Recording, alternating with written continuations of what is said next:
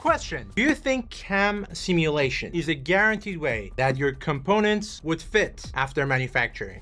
We're about to find out. Inside this box is an iPhone case that I machined from a solid block of aluminum, and it cost me about $616, and I still don't know if it would fit my phone. I designed this case in SolidWorks, and I used HCL CAMWorks to simulate every tool path before manufacturing, and this video is sponsored by them. So if the case doesn't fit, I just failed my sponsor on camera. We're going to open this box and find out.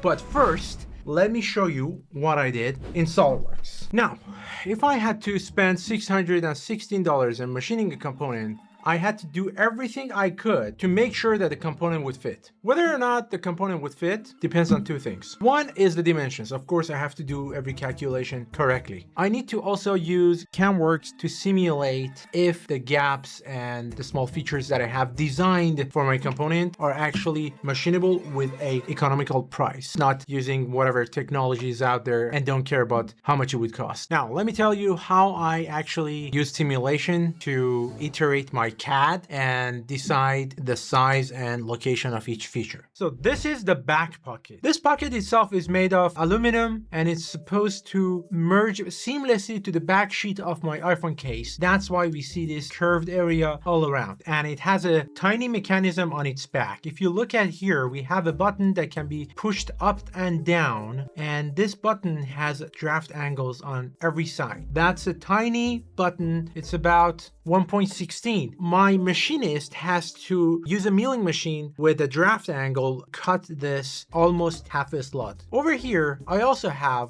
sloped edges, and I have a pin here. You can see the gap behind this pin and this sloped face is very small. It's 1.5 millimeters. So the drill bit itself should be around 1. When a drill bit is so tiny, the chances of breaking is a lot higher. That's one thing I need to consider as the designer before I send my model to my manufacturer. The other component is also not simple. This is the outer frame. We have a slit over here. I'm gonna open the frame from here so I can put the phone in it, then push it back together. There will be 2 pins inside these 2 holes that I have here, and there will be a locking mechanism. This is on a different plane than the rest of the frame. A machine that either is a 5-axis or reposition the block a couple of times. And this is the part school skips. None of this works in isolation. Before I send anything, I talk through the draft angles, the tiny drill bits, and the internal C channel with my machinist. The design only works when the designer and the manufacturer speak the same language. There are 2 more important things about this outer frame that I have designed that I want to share with you. One is the position of these openings. I have used my 3D printer to print a few samples to make sure they actually sit where the buttons of the phone are sitting. Why? Because I cannot just order aluminum, wait a few weeks just to iterate. It's important to do some rapid prototyping, and 3D printers are exactly for that. The second point about this, if I show you the cross section of my outer frame, you would see it's like a C channel. We have cavity, so the machinist has to use a specific drill bit to mill inside my frame first before the frame is separated from this main block of aluminum we're going to machine this from. This is something you would want to talk to your machinist again. The last component is the back sheet, which in my opinion is the easiest because it's rather flat. However, we have 1 pocket here and 1 outer pocket that goes all around this, which again, you need to talk to your machinist about the minimum size of tooling they have. The rest is not so challenging. We should run simulations with HCL CAMWorks and iterate our CAD model based on what CAMWorks shows me.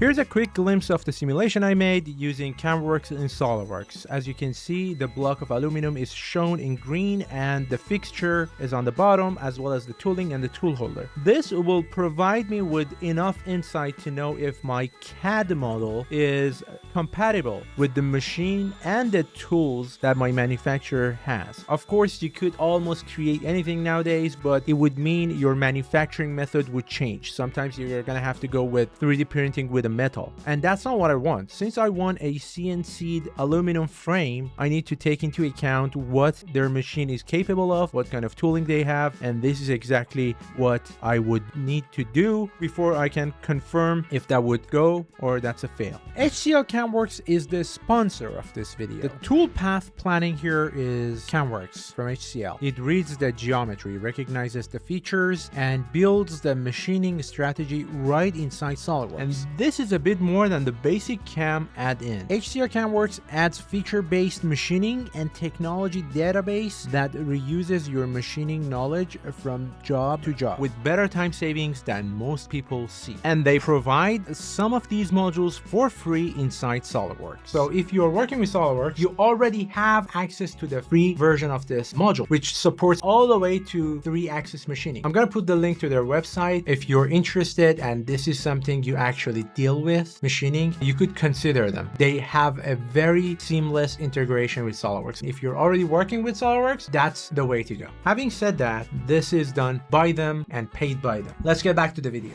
All right, it's time to see if the components actually fit. I don't know if your guess was CAM simulation is enough to make it happen, or we would still need more than one iteration. Regardless of what happens, I'm really happy that the components that I sent to my manufacturer was good enough. In the past, when I started my job in early days, I would get a lot of feedback from the manufacturer saying, oh, this is not possible. How did you even think I could machine this? None of those feedbacks, and that's a good thing. But the question now is, did I calculate every dimension right? This is the locking mechanism at the end. As you can see, I have put 2 pins over there.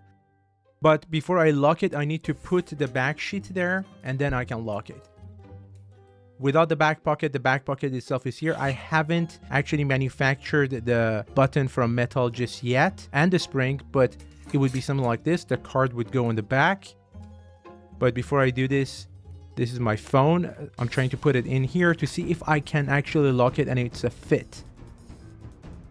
It fits. Every cutout, every tolerance, card slot slides right in, buttons, camera ports, everything lines up. $600 saved from being an expensive lesson. The gap between digital and physical closed using this simulation. If you design parts that need to be manufactured, learn this gap. Most expensive lessons in engineering that nobody teaches in schools. Thank you for watching, and if you enjoyed this video, I'm sure you're gonna love this video over here.